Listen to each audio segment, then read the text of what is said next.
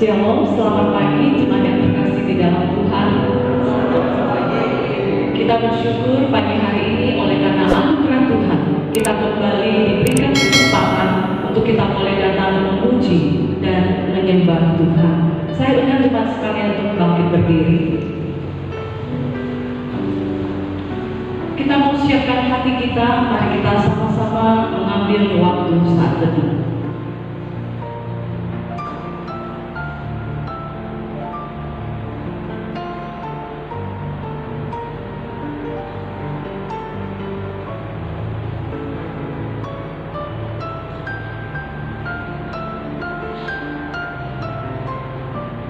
Ibadah pagi hari ini kita mulai dengan nama Allah Bapa, Allah Putra, dan Allah Roh Kudus.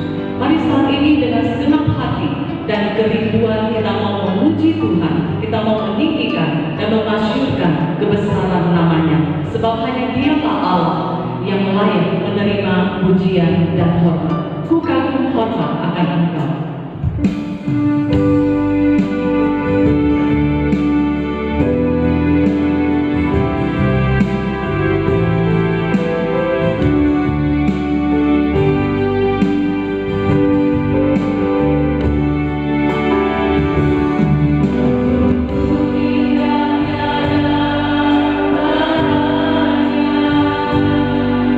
Sungguh benar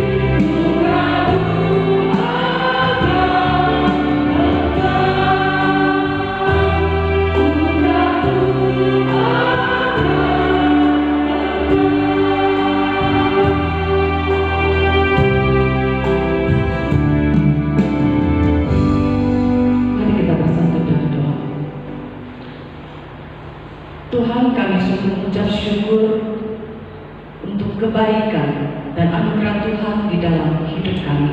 Kami bersyukur karena pemeliharaan Tuhan, kasih setia Tuhan yang nyata di dalam hidup kami.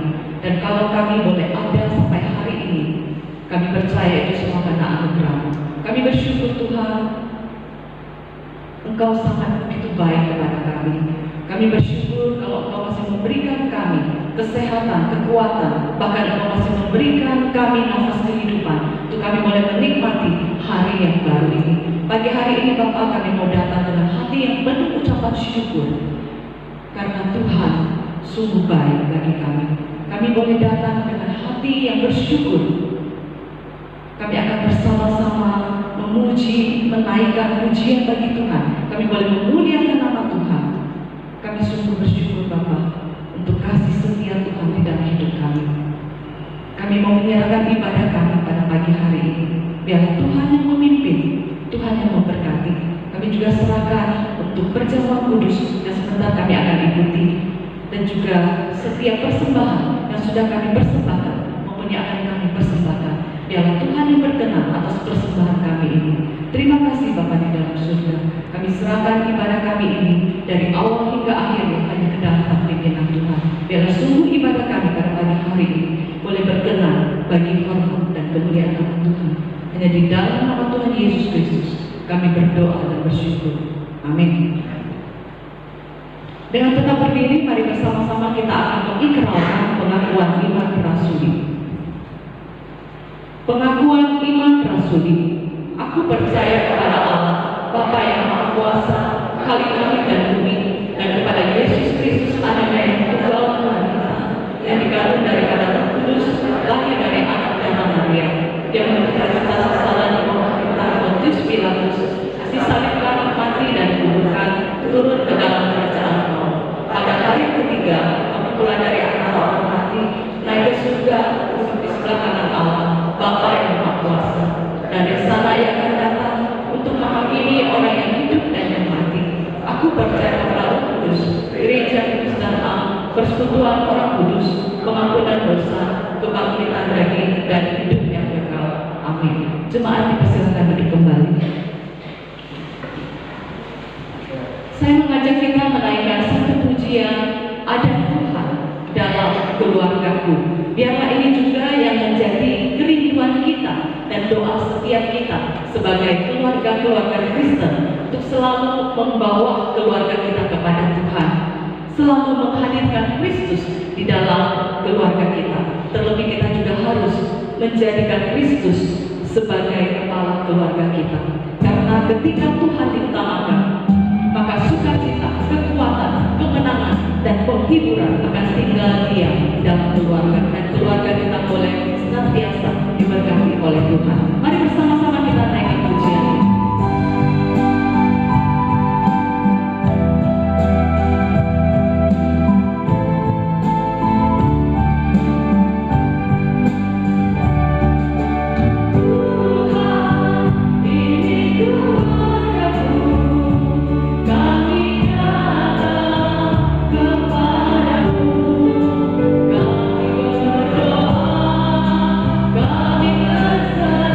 berserah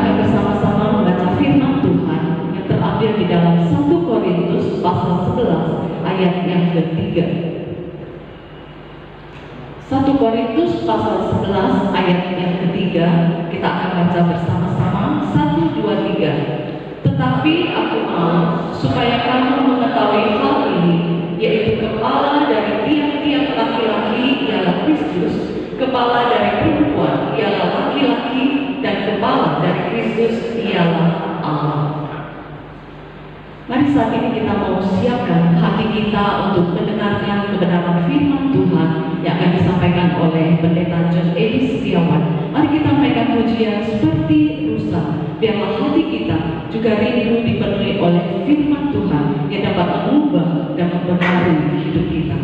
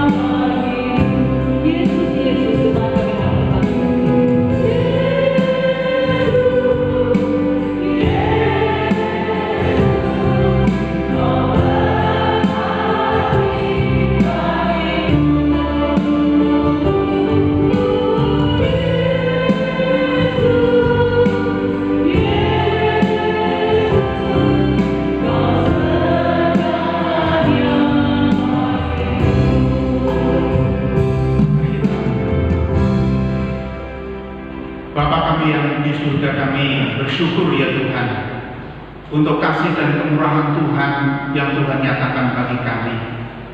Secara khusus pada pagi hari kami boleh bersama-sama memasuki bulan yang baru. Dan sekali lagi kami diingatkan bahwa di sepanjang bulan yang sudah kami lewati, Tuhan menolong dan menyertai kami. Biarlah pagi hari ini menjadi pagi di mana kami boleh bersyukur atas setiap kebaikan dan kemurahan Tuhan. Pagi di mana kami boleh terus melihat kasih setia Tuhan di dalam kehidupan kami. Karena terbukti bahwa Tuhan terus menolong, menyertai di tengah-tengah di mana kami menghadapi berbagai kesulitan. Tuhan tidak pernah meninggalkan kami sendiri. Tuhan Yesus, kami sudah menaikkan puji-pujian. Biarlah kiranya puji-pujian yang sudah kami berikan boleh sungguh menyenangkan hati Tuhan dan berkenan kepadamu. Dan biarlah pada kesempatan pagi hari ini Tuhan juga memberkati setiap kami umat Tuhan yang sudah datang beribadah dengan kebenaran-kebenaran firman Tuhan, sehingga kami semakin diteguhkan, dikuatkan di dalam pengharapan dan kasih kepada Kristus. Terima kasih Tuhan, kami menyambut firman Tuhan hanya di dalam nama Tuhan Yesus Kristus. Amin. Silakan duduk, jemaat Tuhan. Shalom. Ni hao. Puji Tuhan ya. Kalau ada yang sakit ya kita doakan supaya segera pulih dan segera sehat. Saudara ya, memang ini adalah hari-hari waktu-waktu yang tidak mudah. Tapi kita bersyukur untuk setiap kebaikan dan kemurahan Tuhan yang Tuhan nyatakan bagi kita. Baik jemaat Tuhan yang saya kasih dalam Kristus, mari saya mengajak kita membuka Alkitab kita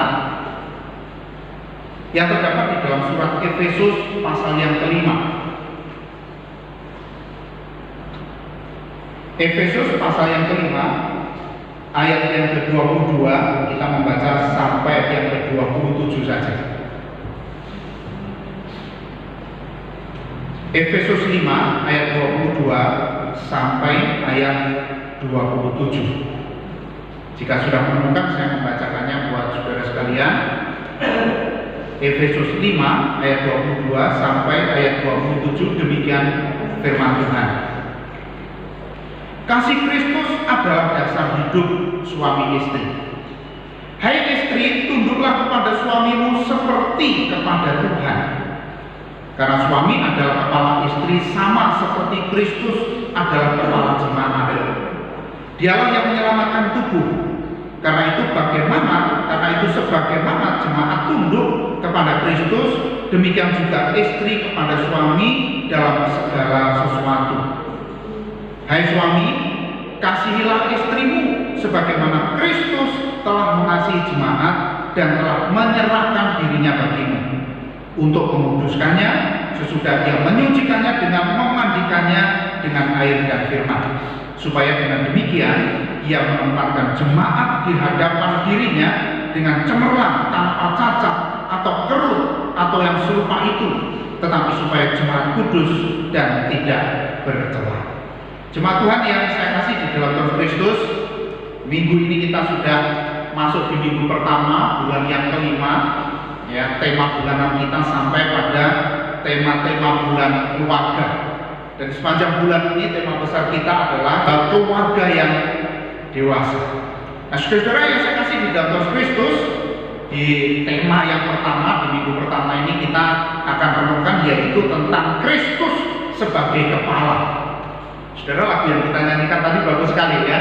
Itu adalah satu gambaran bagaimana kehidupan keluarga Kristen yang harmonis, yang baik, di mana keluarga Kristen menghadirkan Kristus sebagai kepala atau sebagai pemimpin di dalam rumah tangga. Jemaat Tuhan yang saya kasih dalam Kristus, kita melihat bahwa belakangan ini atau dewasa ini, saudara, kehidupan keluarga menjadi satu sasaran atau menjadi satu sasaran serangan yang ingin dihancurkan oleh musuh, karena kita tahu bahwa keluarga menjadi satu bagian yang sangat penting di dalam pertumbuhan gereja, di dalam kehidupan bermasyarakat dan seterusnya. Nah, saudara yang saya kasih dalam Kristus, di berita-berita ya, yang kita lihat, kita saksikan, maka sudah cukup sering kita melihat adanya perpisahan di dalam keluarga, perceraian, ada perselingkuhan, ada ketidaksetiaan, saudara, ada satu kekerasan di dalam rumah tangga, dan bahkan saudara, ada anak yang membunuh bapaknya, ada anak yang membunuh mamanya, dan seterusnya dan seterusnya. Saudara-saudara yang saya kasih di dalam Kristus, ironisnya adalah bahwa hal yang demikian tidak hanya terjadi di luar kehidupan keluarga Kristen, tetapi di dalam kehidupan keluarga Kristen pun ini terjadi. Ada perselingkuhan, ada perceraian, ada kekerasan di dalam rumah tangga, dan seterusnya dan seterusnya. Saudara yang saya kasih dalam Tuhan, kenapa ini bisa terjadi bahkan di dalam kehidupan keluarga Kristen? Dari perikop yang kita baca, saudara, salah satu mungkin yang menjadi penyebabnya di sana adalah karena rumah tangga atau karena keluarga tidak mendasarkannya kepada dasar yang benar, yaitu didasarkan kepada Kristus yang adalah Allah. Saudara yang saya kasih dalam Tuhan Kristus, tentu ya, kalau kita hidup saat ini dalam kehidupan rumah tangga yang harmonis, yang baik, hubungan orang tua dengan anak baik, anak dengan orang tua juga baik, orang tua dengan atau anak menantu juga dengan baik, kita bersyukur. Ya, artinya kita masih punya potensi untuk kita boleh terus menjadi saksi sebagai orang-orang Kristen yang hidup takut akan Tuhan. Nah, saudara yang saya kasih di dalam Kristus, di dalam pembacaan yang kita baca tadi, ya, Rasul Paulus mulai memberikan satu pemahaman, pandangan tentang bagaimana kehidupan Kristen yang seharusnya, bagaimana keluarga Kristen harus mendasarkan kehidupan rumah tangganya dengan baik, supaya kehidupan keluarga Kristen itu menjadi kehidupan keluarga yang mencerminkan kasih Kristus di dalam kehidupan keseharian. Nah, saudara yang saya kasih dalam Kristus, pada pagi hari ini kita akan melihat dua ya kewajiban, yaitu satu kewajiban istri dan yang kedua adalah kewajiban suami. Saudara yang saya kasih dalam Kristus, yang pertama kita melihat bahwa kewajiban yang ditentukan bagi kaum istri adalah tunduk kepada suami mereka masing-masing. Ya, saya ulangi ya saudara ya. Kewajiban seorang istri adalah tunduk kepada suami mereka masing-masing, bukan suami tetangga masing-masing, bukan suami orang lain, tetapi suami mereka masing-masing. Nah, saudara yang saya kasih di dalam Kristus, ayat yang ke-22 sampai 23 bisa dikatakan, hai istri, tunduklah kepada suamimu seperti kepada Tuhan. Karena suami adalah kepala istri, sama seperti Kristus adalah kepala jemaat. Dialah yang menyelamatkan tubuh. Hai istri, tunduklah kepada suamimu seperti kepada Tuhan. Saudara, orang-orang percaya kepada Kristus, ketundukan kita adalah kepada Kristus. Maka seluruh kehidupan kita adalah berada di bawah otoritasnya Kristus. Ini kehidupan jemaat.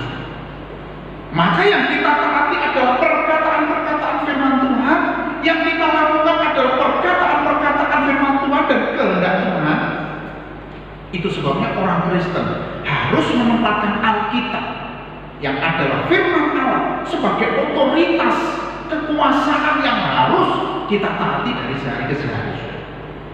Nah, saudara yang saya kasih dalam Tuhan Kristus, kasih yang seperti apa yang harusnya menjadi teladan kita dari kasih Kristus?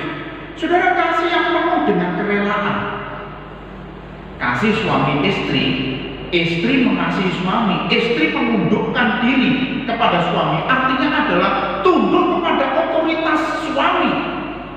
Sama seperti seorang istri tunduk kepada otoritasnya Kristus yang adalah Tuhan atas kita.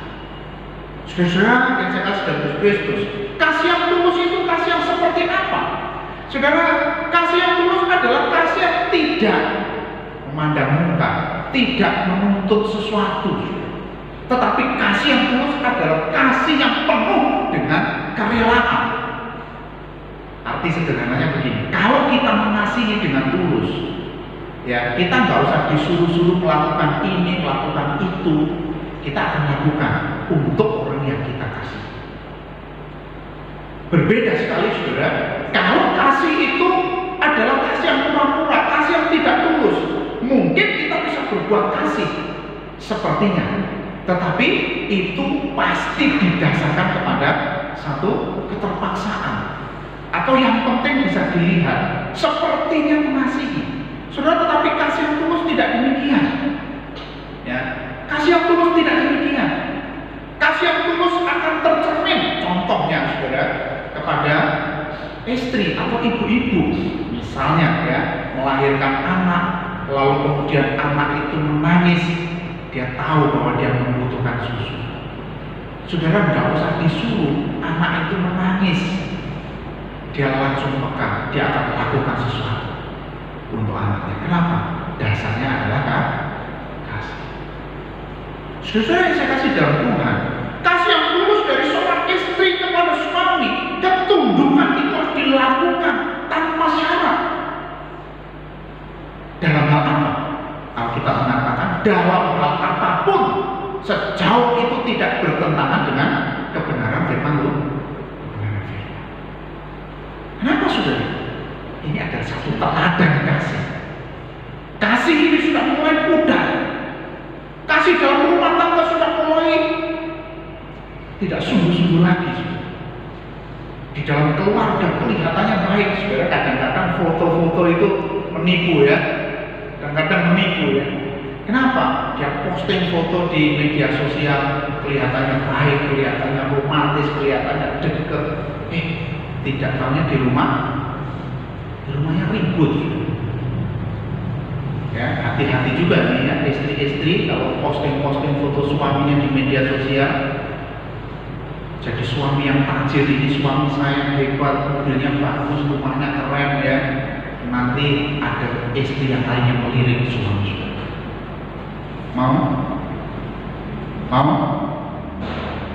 Nggak mau ya? Saudara nggak jawab ya.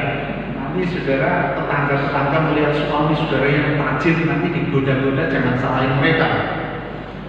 Kenapa? Karena saudara suka pamer-pamer di media sosial, dilihatin ya. Wah, sekarang lagi butuh begitu, saudara ya. Orang-orang nampaknya ya menggoda istri orang, menggoda suami orang, sudah menjadi sesuatu yang biasa.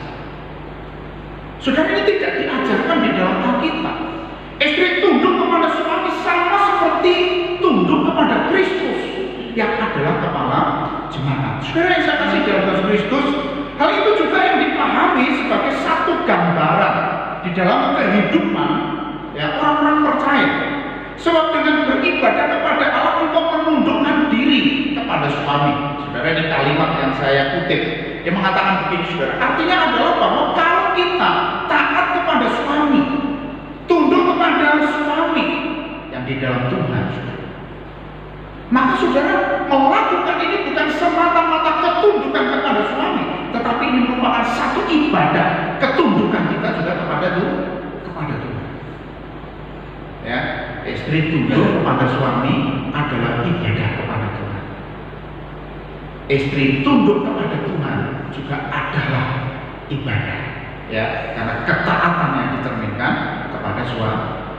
Saudara-saudara yang saya kasih dalam Kristus, Rasul Paulus memberikan alasan kenapa kaum istri harus tunduk kepada suami. Karena suami adalah kepala istri. Ya, suami adalah kepala di dalam rumah tangga. Saudara, apa artinya kepala di dalam tubuh kita, saudara ya? Kepala ini tempatnya hikmat, tempatnya pemikiran, tempatnya kebijaksanaan, ya, tempat untuk menjadi pusat dari seluruh gerakan yang ada di dalam tubuh kita. Artinya apa, saudara? Gambaran yang serupa bahwa suami sebagai kepala di dalam rumah tangga adalah pemimpin yang menjadi penggerak, menjadi pelindung bagi seluruh isi keluarga, sama seperti jemaat tunduk kepada Kristus. Nah, saudara yang saya kasih di dalam Kristus, tentu ini menjadi satu perenungan yang harus kita renungkan ulang di dalam kehidupan saya dan saudara.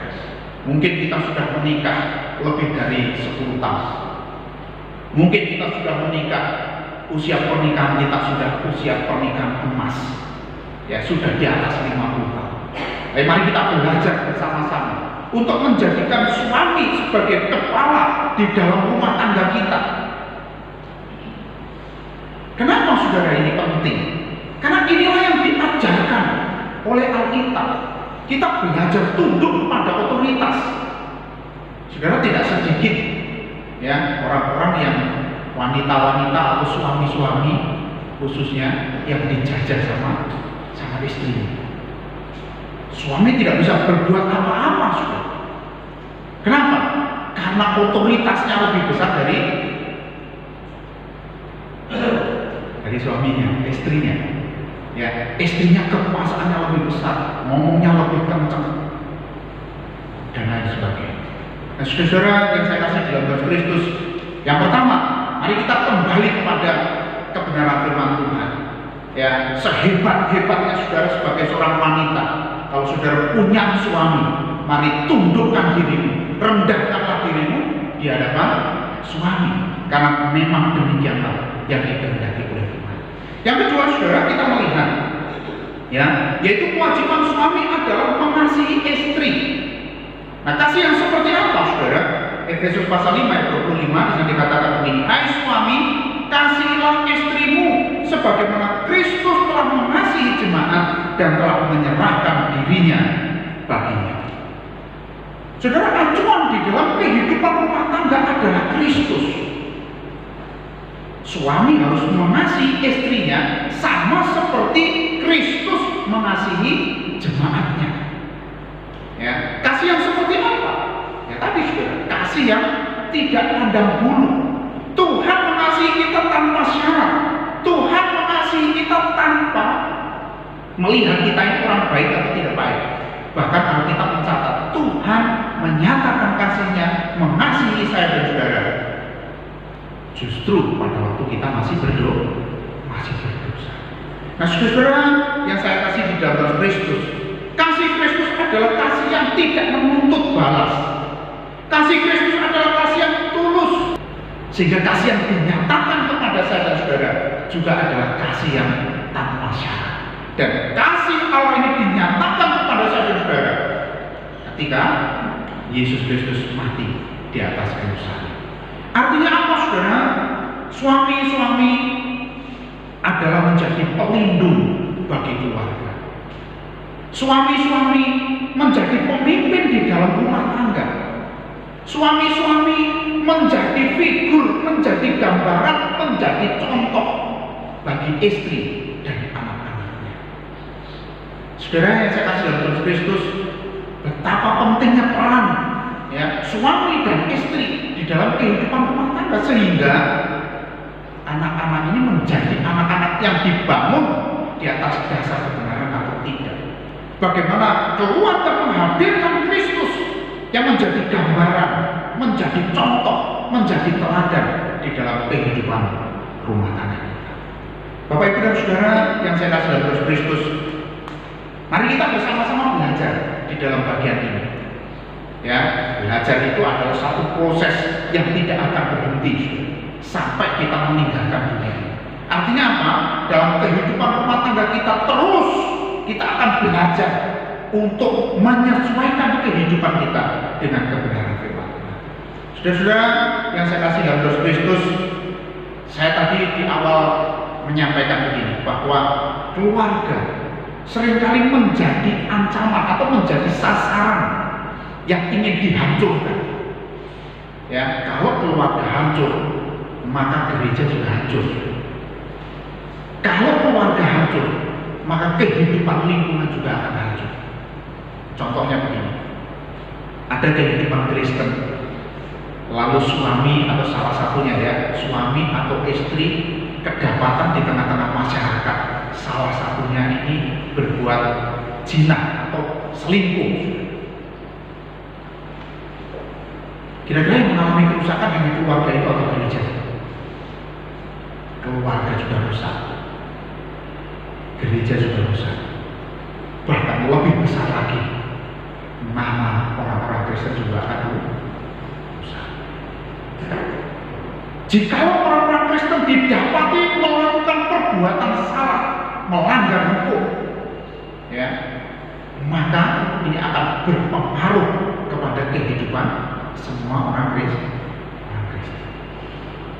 Itu sebabnya saudara, dalam kehidupan saya dan saudara, secara khusus dalam kehidupan rumah tangga, kita perlu membangun kehidupan rumah tangga yang didasarkan kepada kebenaran, menempatkan Kristus sebagai kepala, sebagai pemimpin, dan ketundukan kita adalah ketundukan kepada kebenaran Kristus.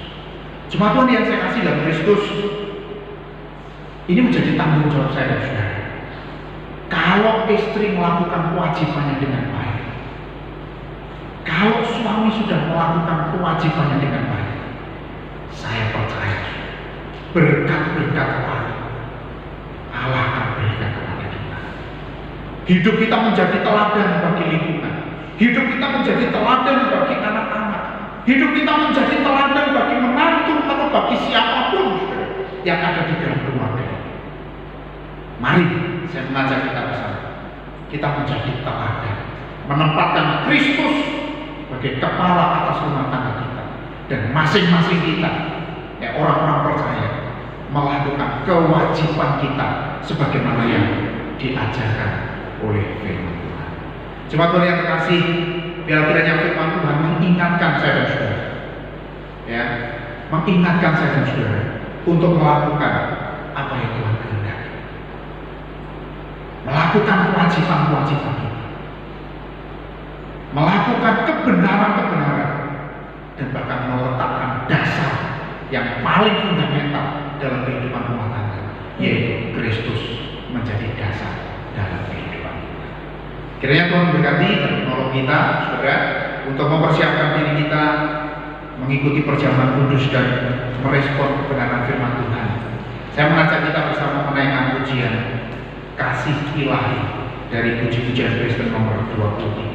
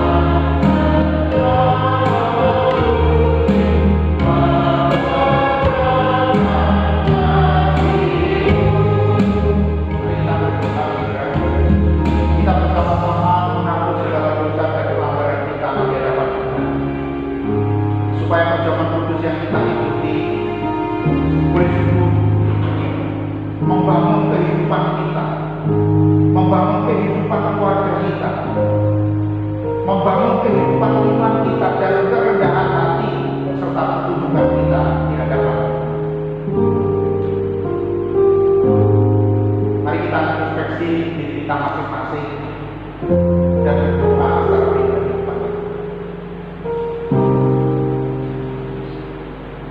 Bapa di dalam surga. Pada pagi hari ini kami sudah belajar firman Tuhan. Kami bersyukur memiliki Allah yang begitu mengasihi kami, mengasihi tanpa syarat, bahkan mengasihi kami ketika kami berdosa. Tuhan, biarlah kami menaruh kehidupan kami secara pribadi, kehidupan rumah tangga kami, pekerjaan kami, dan seluruh kehidupan kami di atas dasar Kristus yang adalah Bapa. Dan biarlah Tuhan mau memimpin setiap umat Tuhan bersungguh-sungguh hidup di dalam ketaatan dan keteladanan Kristus. Pada pagi hari ini Tuhan memilih melihat setiap umat-Mu yang hadir di hadapan Tuhan sudah diberkati oleh firman Tuhan, dan pada saat ini kami akan bersama-sama mengikuti perjamuan kudus. Tuhan, biarlah kiranya menolong kami, mengampuni segala dosa dan pelanggaran kami, ketidaktaatan, ketidaksetiaan kami kepada Tuhan, sehingga firman Tuhan, sehingga perjamuan kudus yang akan kami ikuti Tuhan boleh membangun kehidupan kami, kehidupan iman kami di dalam Tuhan. Terima kasih ya Tuhan, dan mengucap syukur dan menyambut perjamuan kudus ini hanya di dalam nama Tuhan Yesus Kristus. Amin. Silakan duduk jemaat Tuhan.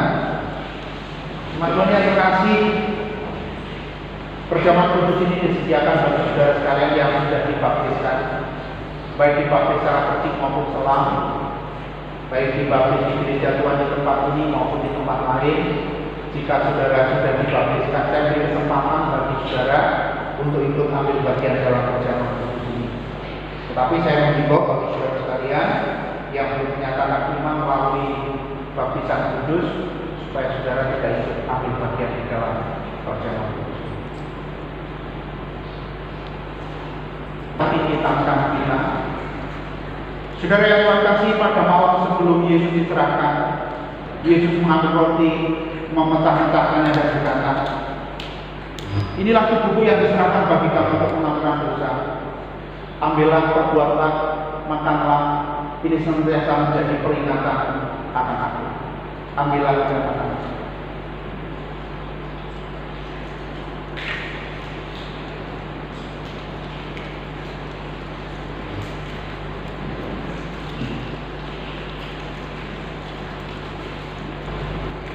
Mari kita cawan. Cawan ini adalah darahku, darah perjanjian yang dicurahkan bagi banyak orang untuk pengampunan dosa.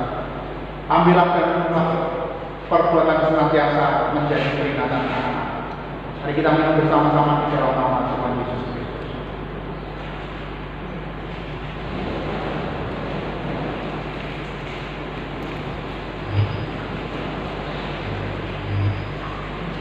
Mari saya lakukan berdoa.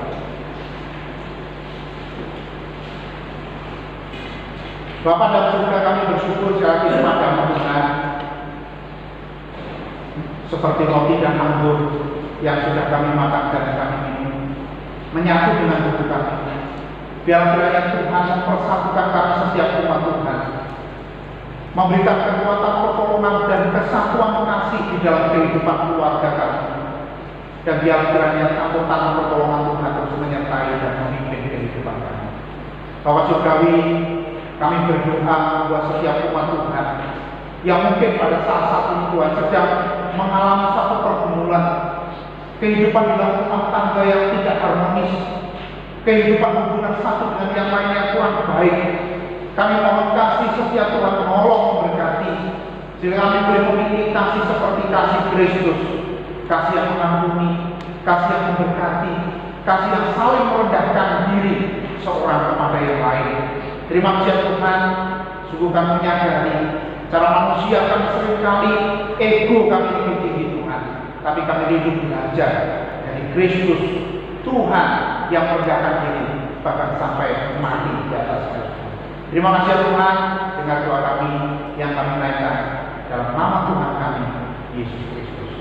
Amin. Saudara tetap berdiri, kita akan mengakhiri ibadah kita naikkan pujian bersyukur.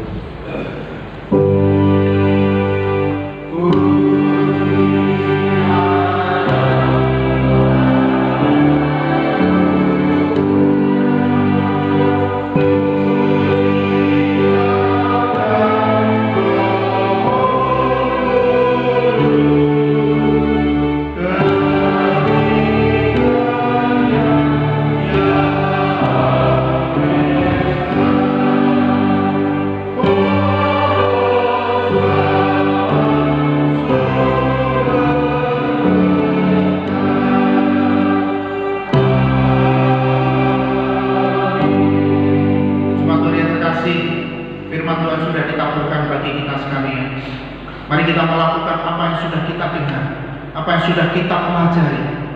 Kita lakukan itu menjadi satu ibadah yang sungguh-sungguh sebagai bukti ketundukan kita kepada Tuhan. Kini pulanglah harapan hati dan pikiran kepada Tuhan dan terimalah berkatnya. Kiranya kasih yang sempurna dari Allah Bapa, anugerah keselamatan dari Tuhan Yesus Kristus, pertolongan pimpinan serta penghiburan Allah Roh Kudus senantiasa menyertai memberkati di dalam kehidupan rumah tanggamu, dalam kehidupan pekerjaan, bahkan di dalam seantero hidupmu dari saat ini seterusnya, bahkan sampai selama-lamanya menjadi kemuliaan bagi nama Tuhan. Amin.